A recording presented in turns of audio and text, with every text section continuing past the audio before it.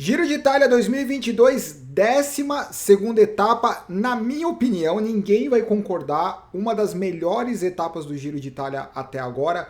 Não pela classificação geral, não pelo sprint, mas porque é o exemplo do quanto estressante é uma etapa, inclusive, ou na verdade, principalmente, para os atletas da classificação geral, para os sprintistas, quando eles não têm o benefício de tentar mexer na classificação geral, o sprintista ele não tem o benefício de poder ganhar a etapa, mas eles têm o desafio de sobreviver numa etapa que provavelmente é feita para fuga, só que na 12ª etapa, a fuga ela já não é mais a fuga geralmente não tem a mesma configuração das primeiras etapas, aonde todas as principais equipes ainda possuem os seus principais sprintistas, os principais atletas da classificação geral.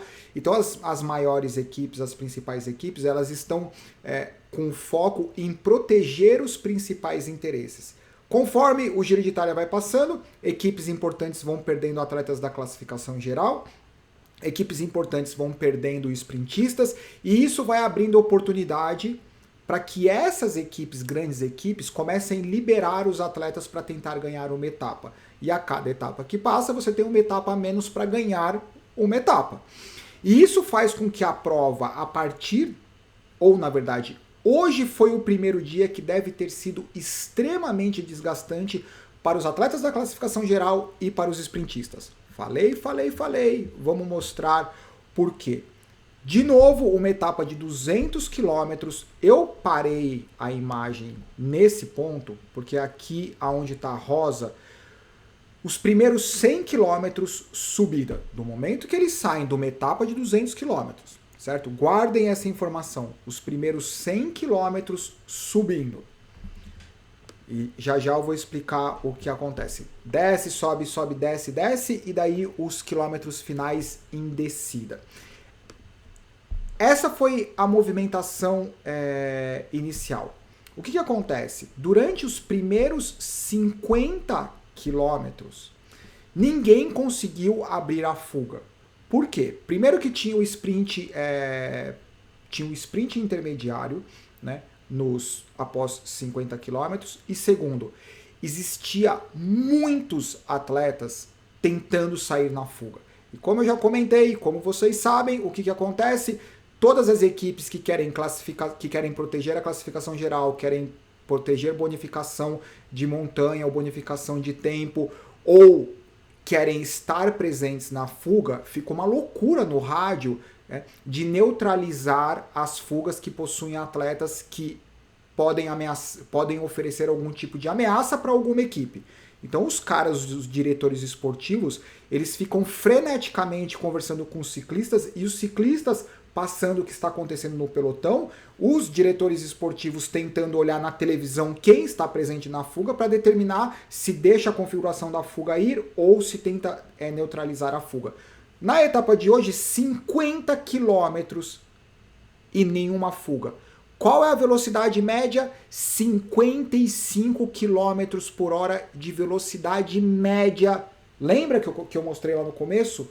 Na subida. Então é por esses motivos que hoje eu considero uma das principais etapas do Giro de Itália. Não é a etapa que todo mundo gosta de falar, não é a etapa que os comentaristas ficam super empolgados, mesmo porque as transmissões geralmente elas começam com sorte nos 50, 60, 70 quilômetros finais, mas não nos primeiros 50 quilômetros. Como felizmente na GCN aqui nos Estados Unidos eles começam a transmissão super cedo, muitas vezes do momento da largada ou até mesmo antes da largada. Então 50 km, 55 de média na subida, daí vocês imaginam os caras da classificação geral tendo que largar numa intensidade dessa, assim como os sprintistas. Após esses 55 km, após o Arnaud Démare ter passado na bonificação de tempo, eu não vou usar muita imagem que vocês sabem que vai acontecer, uma fuga com mais de 20 atletas.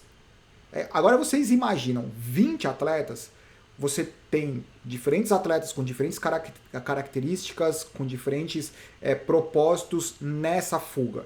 E o pelotão, até ele ficar calmo e ter certeza que todo mundo que está lá na frente são as pessoas que deveriam estar lá na frente, daí o pelotão começa a ficar calmo. O que acontece quando alguma equipe ou algum atleta não conseguiu estar presente na fuga? Aí o cara tá ferrado, porque o diretor esportivo falou assim, nego, você vai ter que dar um jeito. Esse foi um momento que até o Richard Carapaz fez uma movimentação, né? Porque se o Richard Carapaz ele consegue pular do pelotão, se conectar com um grupo de 20 atletas, o que ele faz? Ele trabalha com essa fuga, o máximo que ele puder.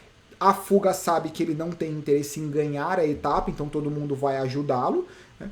E daí ele se beneficia e a fuga se beneficia. A fuga se beneficia porque tem um atleta forte trabalhando junto, né? E ele se beneficia porque ele sabe que ele não vai ameaçar a fuga, e a fuga vai ajudá-lo a trabalhar para se distanciar do pelotão. E na hora que, se a Ineos consegue mandar o Richard Carapaz na fuga, a Ineos é uma das equipes mais fortes para manter o ritmo do pelotão. Se o Richard Carapaz estiver lá na frente, a Ineos imediatamente sai da frente do pelotão e passa a responsabilidade para as outras equipes. E nesse momento, qual equipe faria isso? Poucas equipes têm o mesmo poder, ou na verdade que estão lutando pela classificação geral, provavelmente a Bahrein Victorious. Lembrando que o único atleta que não tem o Victorious na camisa é o Mikel Cheliquento Landa. Alguém comentou que eles tiram o meu canal do ar porque o Mikel Cheliquento Landa fica sabendo e ele denuncia, e daí tiram do ar. Exatamente. Essa é a fuga, esses são os caras. Olha, trabalhando, perfeito. Um exemplo do que eu falei, quando o Simon Yates saiu da classificação geral, daí já mandaram do uniforme azul, da mesma equipe do Simon Yates, daí começam a liberar os caras. Esse cara, ele seria o principal gregário do Simon Yates nas montanhas. Então você começa a ter a fuga com ciclistas de peso, equipes de peso. Então tem Bora, tem Education, que não é mais Education First, mas Education First, a Greened, que não é mais Greened, a Jumbo Visma, o Anticoper, é claro. Daí o que eu quero mostrar é o seguinte, o que aconteceu? Quem perdeu a fuga? A Bardiani e a Androni Giocattoli. E daí provavelmente o diretor esportivo falou assim, dá um jeito, nego, dá um jeito. Vocês vão ter que pular do pelotão para a fuga. E não é que os caras conseguiram fazer isso, mandaram 2 caras da Bardiani, um da Androni Giocattoli, e aí os caras chegaram nessa fuga gigantesca. Agora, é claro, uma fuga desse tamanho, com mais de 25, acho que tinham 25 ciclistas, não dá para trabalhar junto, porque em 25 ciclistas, alguém não vai fazer força, né? Então é natural que essa fuga ela comece a se fragmentar, e foi isso que aconteceu. Aqui é uma homenagem ao ciclista que em 2011 faleceu. Essas foram as principais movimentações, faltando 30 quilômetros, que eu acho que era a última subida. Daí depois dessa última subida até a linha de chegada, na média, era a descida. Então esse era o quarteto perseguidor, e tinha o trio na frente com o Anticoper, com Alpecin Fenix e Jumbo Visma. Eles o trio trabalhou muito melhor do que o quarteto, né? Eles tinham uma diferença de 40 segundos, tanto é que chegou uma hora que o quarteto abandonou de persegui-los, porque percebeu que que eles não iam conseguir fechar o gap. E o italiano da Alpecin Fenix, se eu não me engano ele é italiano, levou a etapa de hoje. Por toda essa questão estratégica e pelo resíduo de fadiga de amanhã, provavelmente amanhã é uma etapa para os sprintistas. Super feliz, chorando. Olha lá, italiano. O Stefano Oldani. Na verdade, o Stefano Oldani e o Lorenzo Rota, da Anticoper, são italianos. e o Ginzlin Giz, é Giz que eles pronunciam aqui nos Estados Unidos, mas, né? Enfim, essa foi o Balquimolema, ele chegou no grupo de trás, naquele quarteto de trás, e daí foram chegando os diferentes grupos dos 20 e poucos ciclistas da fuga. Em relação à classificação geral, nada mudou na classificação geral. Aparece logo chegou o pelotão, literalmente, da classificação geral. E não é que ele tá gostando da camisa rosa, vai deixando. Mas já tá numa situação bem delicada, né? Juan Pedro Lopes Pérez. 2 horas, eles fizeram mais de 200 quilômetros em... não, tinha que ter sido na outra imagem, nem vou voltar para não... Richard Carapaz, João Almeida, Romain Bardet, Hindley Martin, Mikel Chiliquento, Landa Pozovivo, Buchmann e o Armentia. Pelo Bilbao. Olha o nome, Pelo Bilbao não dá, né? Aí ferrou. Eu não tenho a mínima ideia. Vocês perceberam que geralmente eu fico brincando, né? Fica de olho nesse, fica de olho naquele e etc. Eu não tenho olhando essa classificação, eu não tenho a mínima ideia. Eu acho que o João Almeida, ele tá na equipe certa. Era o que ele precisava, ainda mais depois que ele mostrou na The Chemical Quick Step. No Giro de Itália foi do ano passado ou retrasado? Que ele teve uma performance incrível, a equipe não acreditou nele e ele entregou mais do que eu acho que qualquer pessoa esperava sem o apoio da equipe.